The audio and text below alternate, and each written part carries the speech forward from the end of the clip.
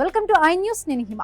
America అధ్యక్షుడు Donald Trump పై ప్రతీకారంగా సంచలనమైన నిర్ణయం తీసుకునే దిశగా ఇరాన్ పార్లమెంటు ముందుకు సాగుతోందని అంతర్జాతీయ మీడియాలో వార్తలు వెలుగులోకి వచ్చాయి.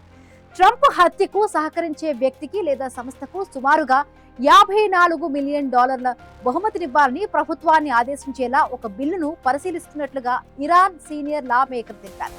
ఈ చర్య ఇరాన్ నాయకులు మరియు సైనిక కమాండర్ల హత్యకు ప్రతీకారంగా తీసుకుంటున్నట్టుగా తెలుస్తోంది. Iran parliament national security committee అధిపతి ఇచ్చిన సమాచారం ప్రకారం ఈ బిల్లులో అమెరికా అధ్యక్షుడు డొనాల్డ్ ట్రంప్ ను లక్ష్యంగా చేసుకుని ప్రతీకార చర్యలు చేపట్టాలన్న అంశం ఉన్నట్లు తెలుస్తోంది. ఈ బిల్లు చట్టరూపం దాలిస్తే ట్రంప్ ను హతమార్చే వ్యక్తి లేదా సంస్థకు ప్రభుత్వం సుమారు €50 మిలియన్ చెల్లించాల్సి ఉంటుందని సమాచారం. ఇరాన్ అధికారులు ఈ చర్యను ప్రతీకార హక్కుగా పేర్కొంటూ అమెరికా చర్యలకు సమాధానంగా చూస్తున్నారని వార్తలు చెబుతున్నాయి.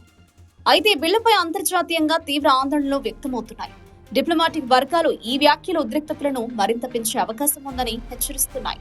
ఇరాన్ అమెరికా మధ్య ఇప్పటికే ఉద్రిక్తతలు కొనసాగుతున్న నేపథ్యంలో ఈ బిల్లు చర్చ అంతర్జాతీయ రాజకీయాల్లో కొత్త వివాదానికి దారితీసే అవకాశం ఉందని విశ్లేషకులు భావిస్తున్నారు.